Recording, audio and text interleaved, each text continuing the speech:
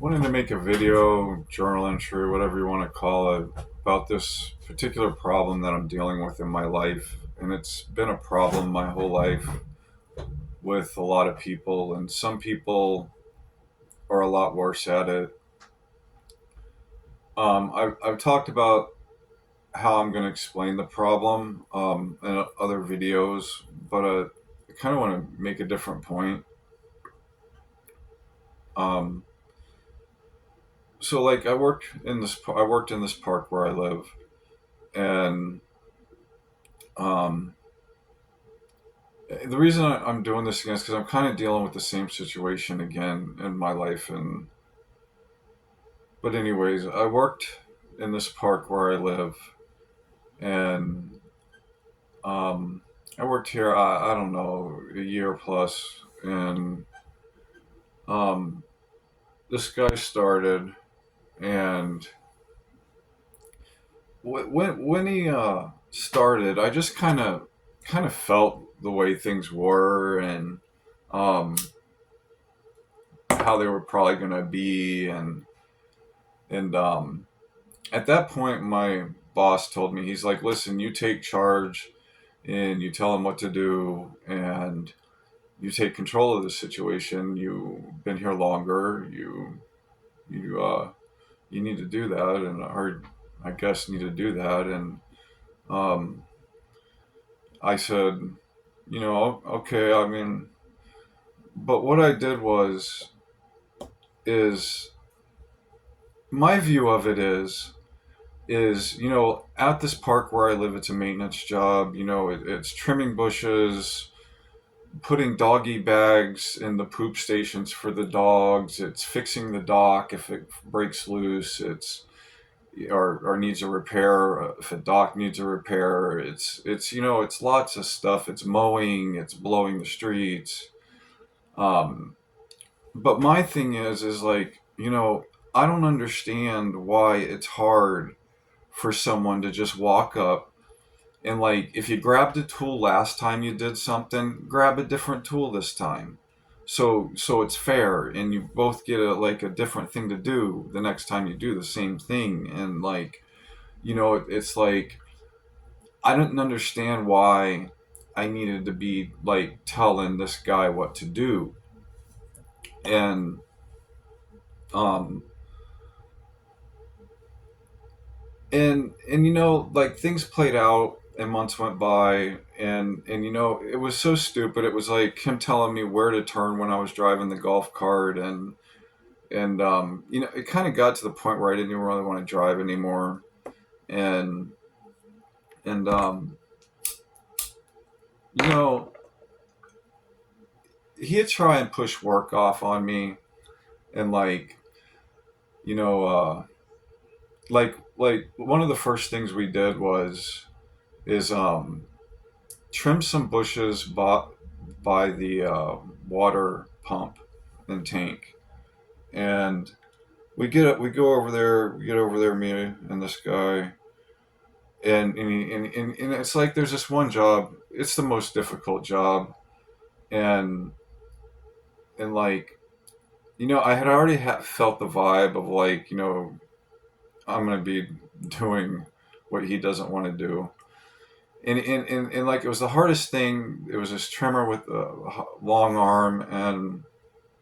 And he says, well, you've done this before, why don't you go ahead and do it? And I was like, your guess is as good as mine. And I turned around and went back to what I was doing, weed eating or whatever, finished that up or whatever. And I was just like, I was like, dude, really?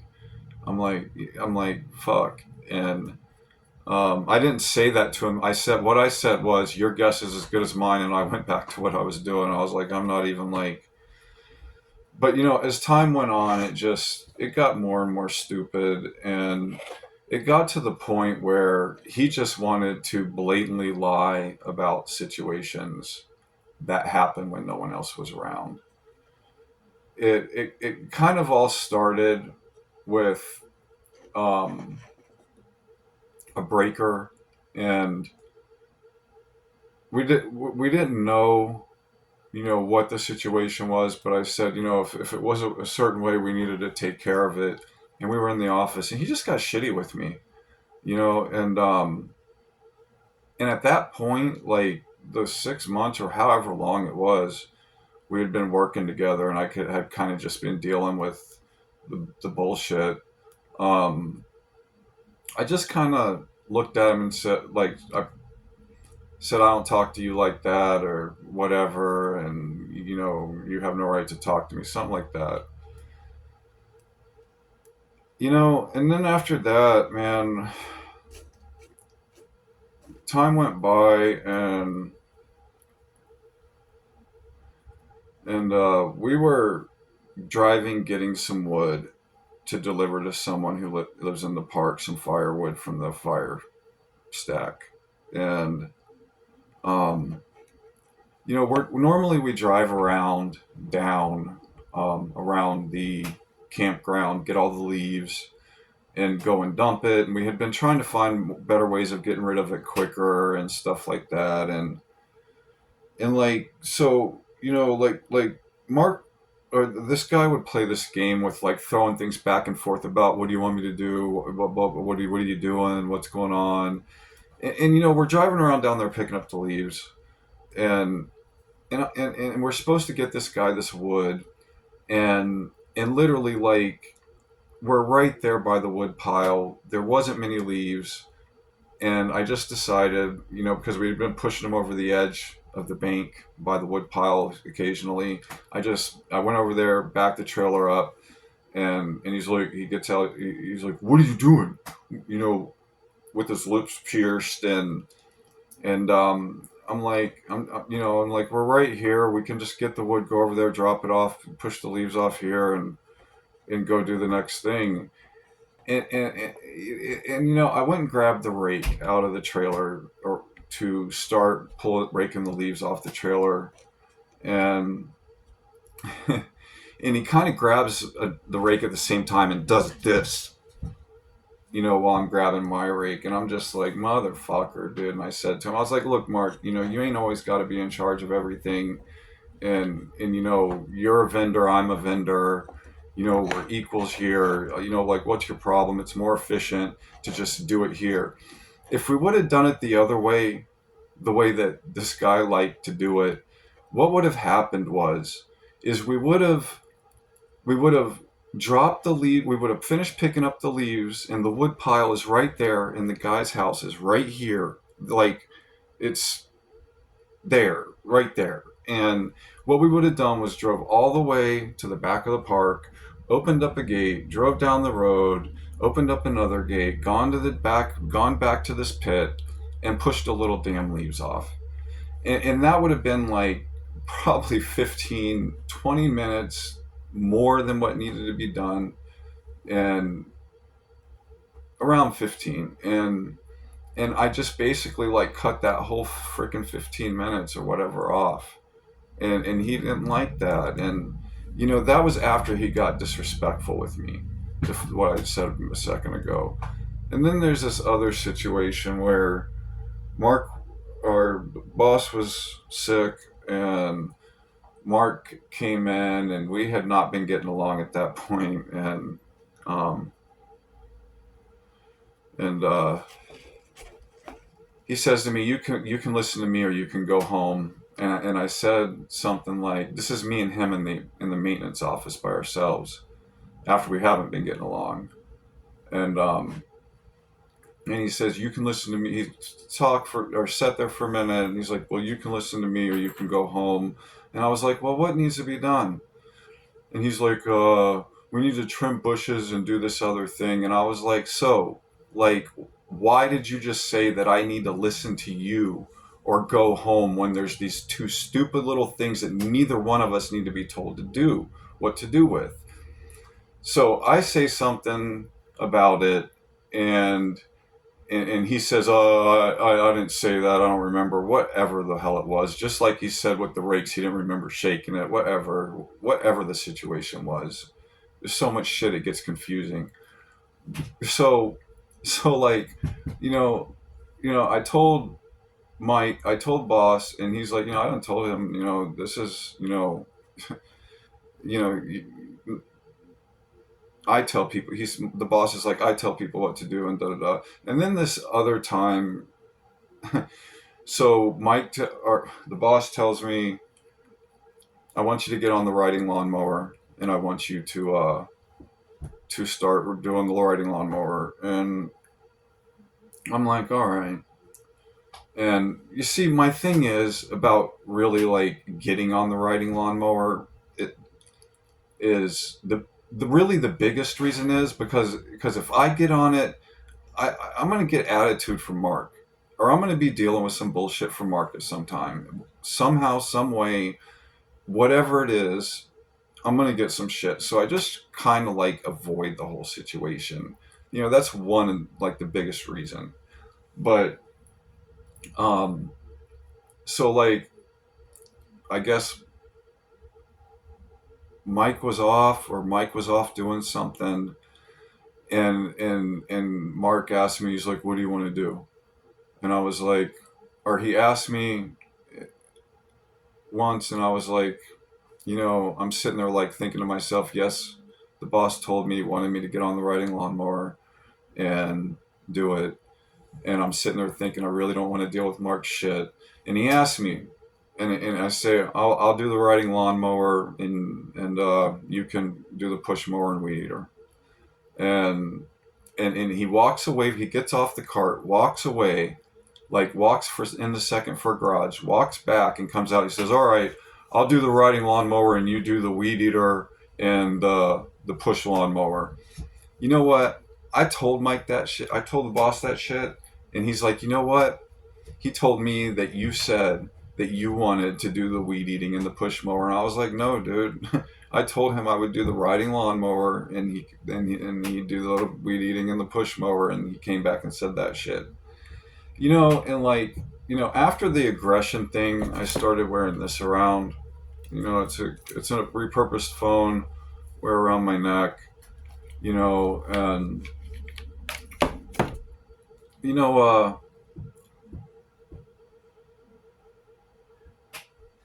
I, when people, the thing is I have schizophrenia, and these people do this shit and go around lying. And you see, like with this situation with the work thing, is it just kind of went on and on and on and on and you see the thing is you know I don't know if it's because like firing him is a problem, or they can't, or whatever, or they think I'm full of shit, and the thing is what I'm bringing this back around to is, in my life I've consistently ran into people who want to, they're fine with me until I say no. Like, they get disrespectful with me to a point when I am not doing shit wrong. I'm just trying to make sure, damn, someone's shit doesn't get burned up or whatever. And and once I let them get away with all this shit, whether it be at a job that I've had for 8 months, and then like the lead cook will have some guy, a friend or someone he knows, come in and start working, and then they're gonna start treating me like shit and disrespecting me, and it gets to the point where it's just stupid and I'm tired of it, and I'm like, dude, I'm not dealing with this shit, dude. Like, why are you talking to me this way? And then it always goes south. I'll end up quitting the job shortly after, because then they after I put up with their shit and their little, they're just their little bullshit all the time, and it gets to the point where they just kind of cross that line with me with their disrespect. um, then they have it out for me, and they will make up shit, they will lie, they will sit there and tell people things that aren't true, that are around, even if if it's not a work environment. And the thing is like, when you're forced, when you can't leave, and you're forced to be in an environment, or around someone like that, and it's been to the point where you've like said enough is enough, I've had enough, and they know that, and I have to continue being around them, they plot. They plot. And they go, I like the links that this guy that I worked with went to was, I got so freaking tired of seeing him riding around on the golf cart while I'm cutting grass, weed eating. I got tired of seeing him while I was weed eating and mowing, and see him come to the cart where I'm near, where all the equipment we get the equipment off of. Come down there, stand there for 5 minutes at the damn thing, then get on his cart, take something down to the end, be down there for 2 minutes, come back to the damn cart, stand there for 5 more minutes, and then drive off somewhere. And it's just like, they start really pushing, like, what they're gonna get away with. And you see, like, when you're forced to be around that shit, and you've told the people, someone, you've had enough, and they know that, it's unhealthy, I think, for me, because I have schizophrenia, and the stigmas, and unsafe, and really, like, before I quit, I was wearing this around, and like, you see, that was another reason that I quit, was because um this whole thing happened where I didn't get a signature for 3 months. It cost me $1,200 with my doctor's appointments and insurance and all this other shit. And I went up there, and I was like, I went up there, and I said, I handed them the paperwork again. Said, y'all get a signature, I'll come back to work. This is like a week before I quit. And uh, I waited like 5 days and didn't hear nothing. And I went up there and took them their keys, and the regional manager was there.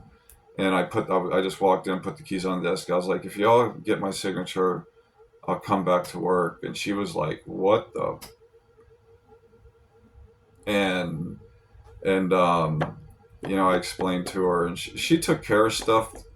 You see, but the thing is like, in the meeting, you know, I guess she was upset that I hadn't been at work for a week or whatever. And I walked in there, and she was there, and I did that, and I turned around and walked out. And she she told me that she would, like, normally fire anyone else that would do that, but she was like, you're an asset, and we want to keep you and take care of what we need to. But like, it was just like, the whole boss employee,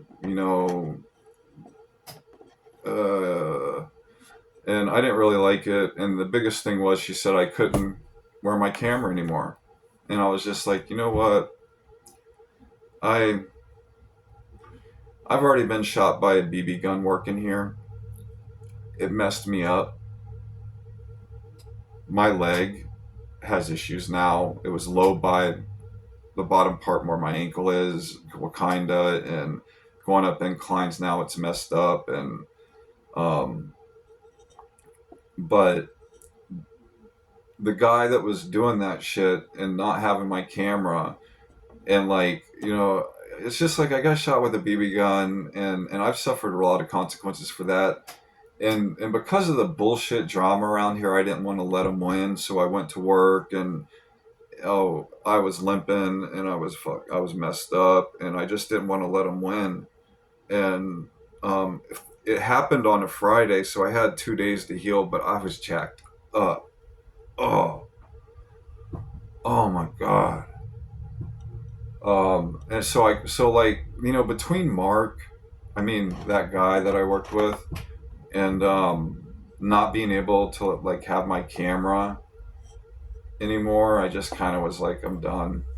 You know, I mean, when like I want to walk the dogs here, but the fact that I've been shot with a BB gun, um, I wear safety. I wear these. I wear these anytime I go check the mail. Um, I wear headphones because that way, if someone wants to talk some shit to me or whatever, because Jan said she wanted a, an equality rainbow flag for the yard to show her support. I didn't, like I didn't know she was talking about a little damn stick in the thin ground. I went and bought a 25-foot flagpole and an American equality flag and a Florida equality flag, and so yeah, that makes things interesting. People are driving by the house flicking me off, um, and flicking off the camera, but um, so I wear my headphones for ear protection, wear goggles, and every once in a while I'll take Bam Bam out and take him for a walk. But I worry about him getting hit. I don't want that to happen. But and I'll tell you something. I'll tell you something, dude. You put a flag up like this, a 25-foot flagpole up with the American Equality flag and a Florida Equality flag, and I tell you, man, you just kind of see the attitude in people. You know, this guy. You know, the only way that I can say that I know that he was trying to run the flagpole over was because he was way the hell down there. I pulled up here. I freaking looked that way. He comes tearing around the thing, and I had casually looked, and he comes tearing down the thing here. I am literally this far from going across the road into the driveway. He keeps going, and keeps coming as I'm going, and I'm this close to it. At a certain point, I was like, this is bullshit, dude. He's just trying to hit me or something.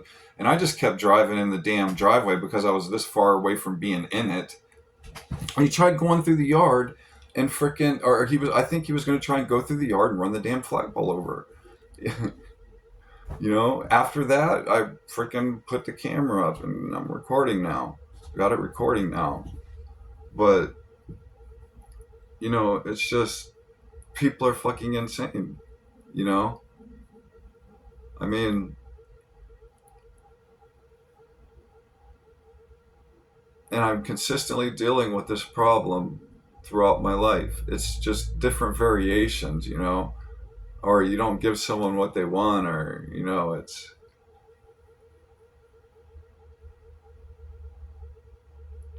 it's sad. And what makes it worse is when you can't get away from it.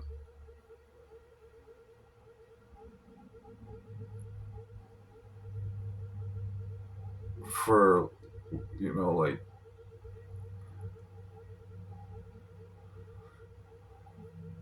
I don't understand what it is that I'm missing. Like, am I just supposed to be submissive to people's bullshit? And or is it like once you submit to some some peer in the world, like that's just the way you stay, and that's your ranking, and that's the pecking order that they established for you, and because you let it go. Like, I really don't understand like what I am missing in all this, because I was raised that you treat people right, you speak to them appropriately, you you just don't make up shit. You follow through with things. You don't push your workload off on someone else or try and make someone else work more or do more of the harder work. You know, and so that's a work situation, take that situation in a relationship with someone. And it's like when the guy that I worked with was lying and saying shit wasn't happening that he was doing, or I said something that I didn't say, or trying to start shit when the boss wasn't there. You know, it's like,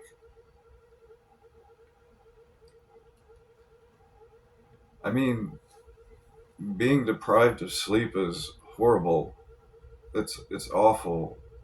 And you know, like they take the schizophrenia thing and say, you know, oh, it's fucked up and this and that and that and this, and you're such a pain in the ass, and you know, I care about you and this and that. But the thing is, they ain't gonna say nothing about, like, 1 week I got 12 hours sleep in 1 week.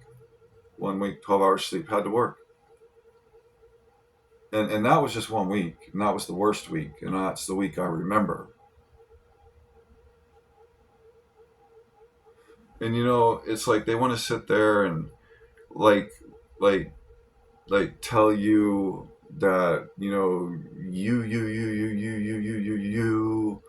but you know what, they leave all that shit out. Say it didn't happen, say they didn't do stuff, you know. And it's like,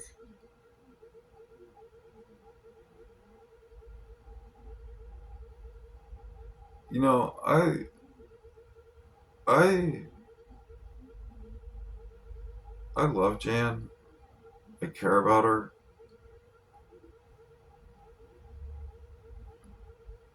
and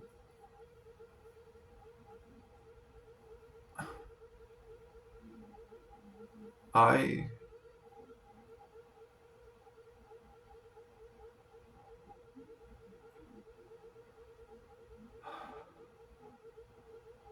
I let her know I was tired within like the past 6 months. We've separated twice.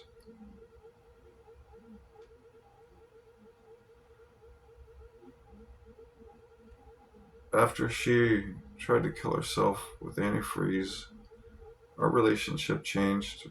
It was platonic, and I became her caregiver.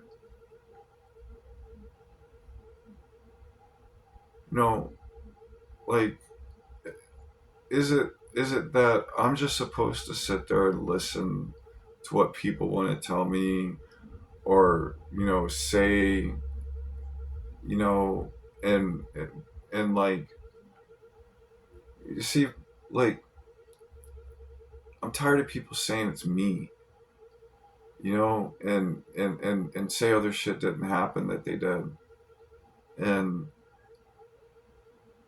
and like, in the relationship aspect of it, am I just supposed to shut my fucking mouth and sit there and just listen to what I know, what I've already thought about,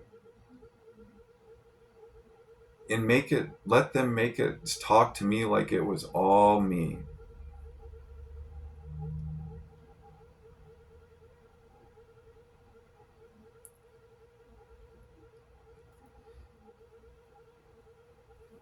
I mean, I sit here dealing with what I'm dealing with right now, and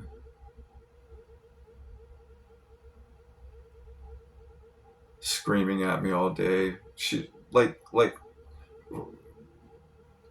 well, I'll skip that, but I'll say this, like, I'm frustrated, and there's a lot of reasons.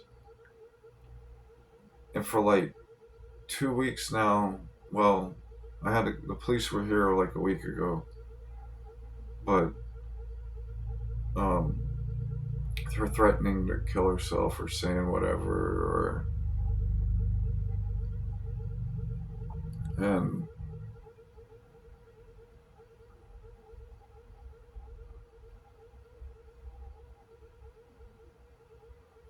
was saying.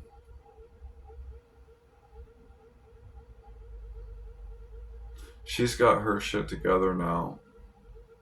For like 2 weeks, she slipped up, drank 2/3 of a bottle of vodka in a day and a half, 2 days, 1.75 liters. And she's back on track. But the thing is like now I'm so fucking burnout. I'm so fucking burnout. And I started taking clonazepam for anxiety. And like I tried for for a long time to try and get everything back on track. But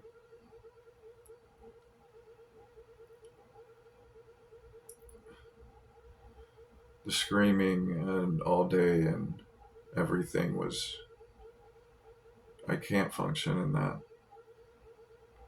And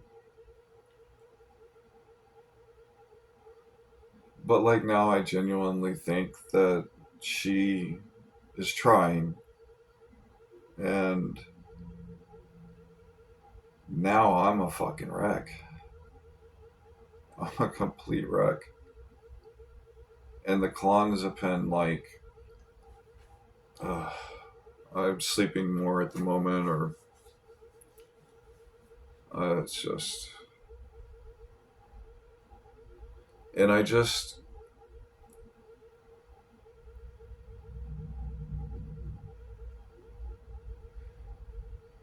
did it for a long time. I kept my mouth shut for a long time, was passive, just tried to extinguish situations. There was a video that, like, when I talk about her keeping me up, or it was around this time, she asked me for a camera, USB camera for a computer. She wanted to make videos. And she was like messing with me and messing with me and messing with me. And and someone came over and asked for a rake. And I was looking for the rake or whatever to let her borrow it. And Jan said no, and I'm like, what the fuck, dude? Why are you fucking with me? Like, you know, it wasn't just the rake. It was like a week, just ongoing shit forever. And I look at her camera on her computer, and she was recording. I saw the light, and I'm like, I was in my head. I was just like, what the fuck? She's sitting here messing with me, pushing my buttons, and now she's trying to get me in a video.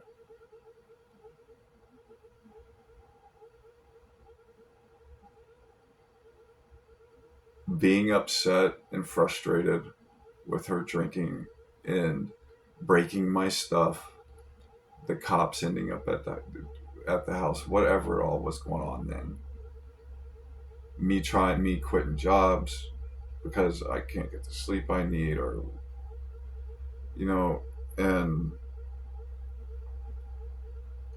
so I gave her the video she wanted, nice and juicy. And when she's drinking, I have had to listen to that video play probably 200 times now since it happened. Fucking 4 years ago, whatever. She has played it for like 30 cops that have been to the house when she's either threatening to kill herself or was breaking my stuff. And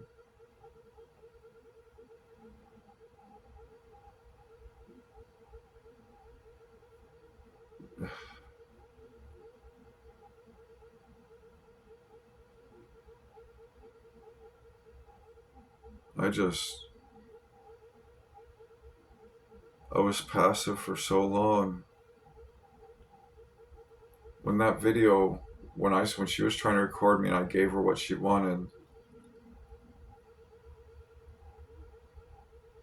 I was passive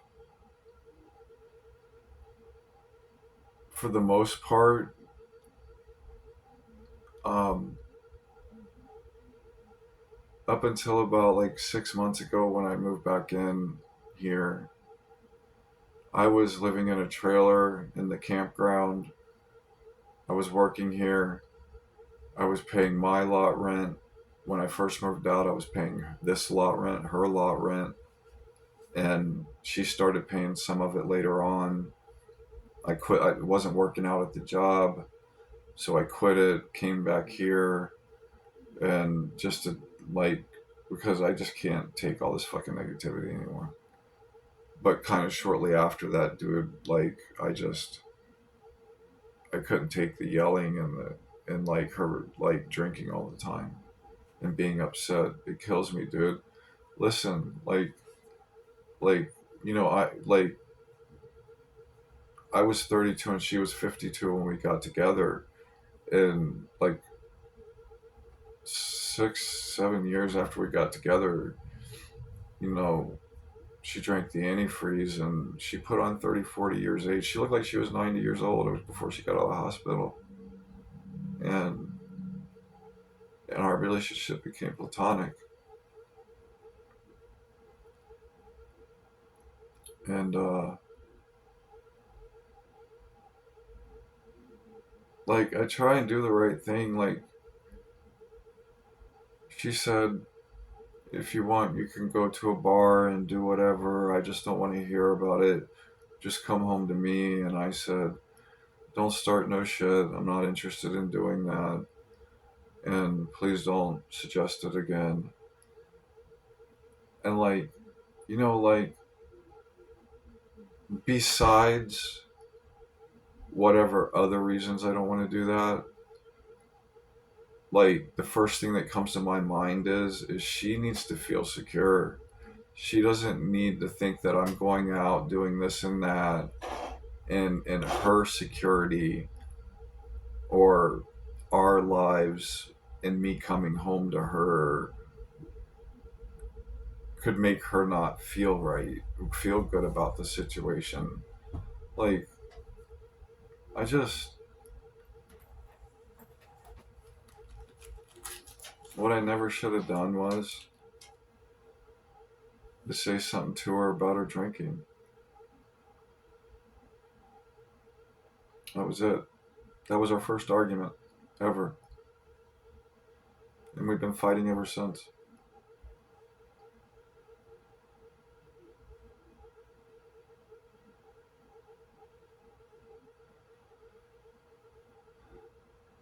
I don't want to get away, but like,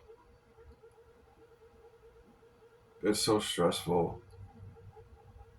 And like, the thing that's stressful for me is right now is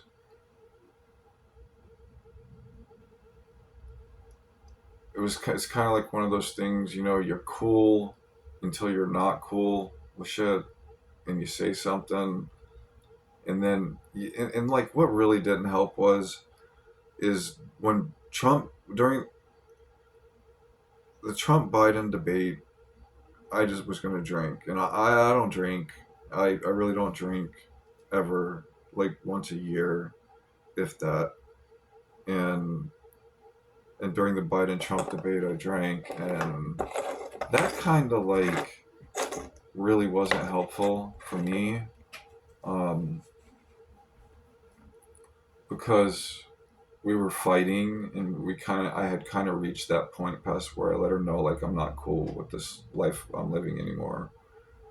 And after that debate, like I saw Trump threaten Biden or his wife with jail or whatever it was this time. And I just saw that, and I said to myself, I'm gonna start drinking. I'm gonna start drinking.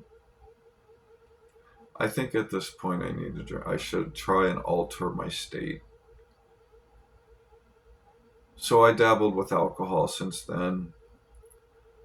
I think like a week ago I got my script for Klonopin, and like really like at that point I had pretty much like just not really been drinking at that point, because I was saying to myself, I'm like, it's not helpful with what Jan and I are going through. And like the last thing I drank was I was cleaning out a drawer, and there was a beer of mine that Jan hid from me, took, and I drank it. That was the last thing I drank when I was cleaning the drawer.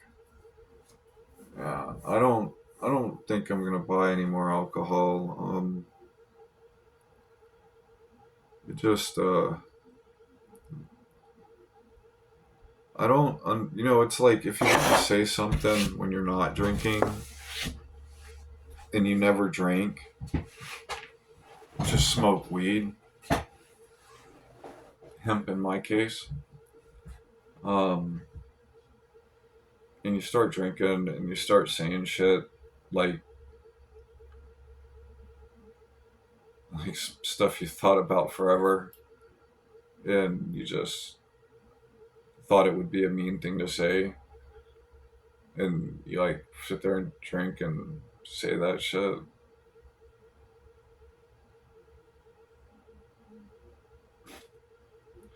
I don't really think I need all that. Um,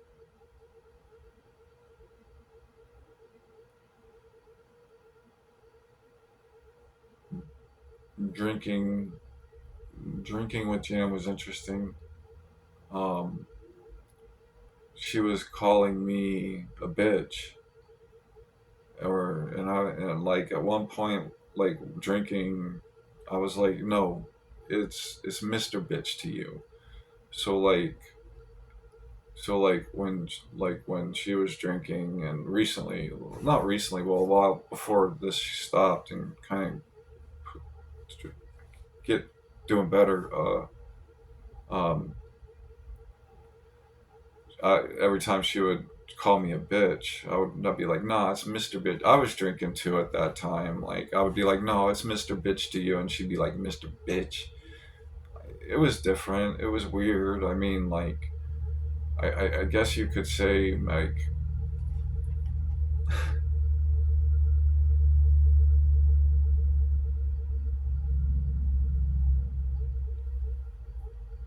I guess you could say I was more in tune with,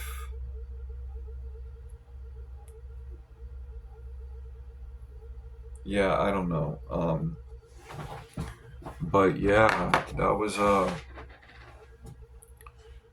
and the thing was, is like I would sit there and watch people drink my whole life, even when I was younger, and drank when I was younger, like 18.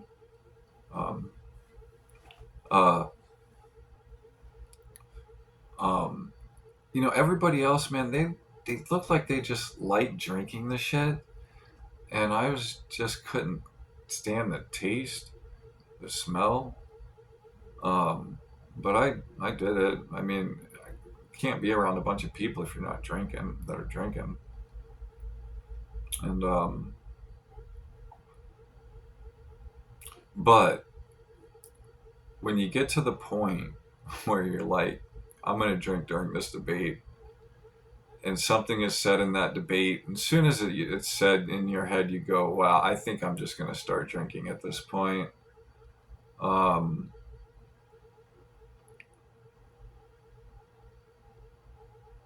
and you realize all that shit and come out of it.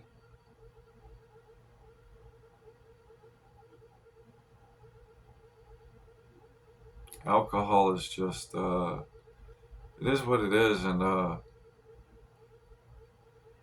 yeah, I don't think I need to be saying things that I've always thought should never say because it's mean. And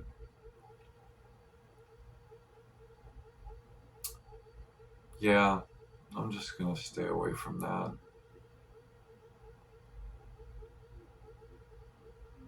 Stick to my hemp as long as it's legal.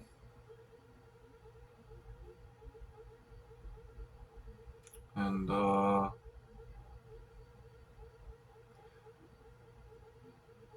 trying to find my way out of this thing with not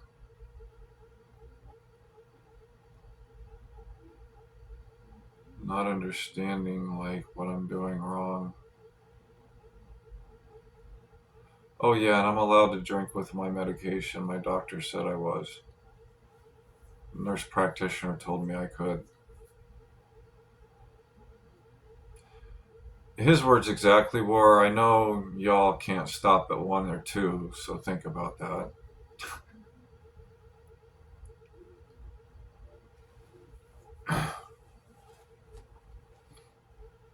But yeah, I've been dealing with that shit my whole life. It's exhausting. It's completely exhausting.